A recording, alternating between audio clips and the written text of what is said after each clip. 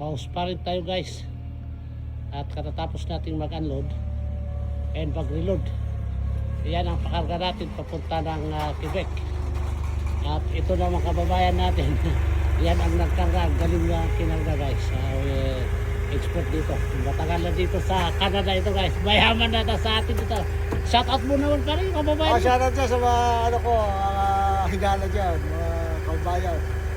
Mabuhay kayo. Yan guys.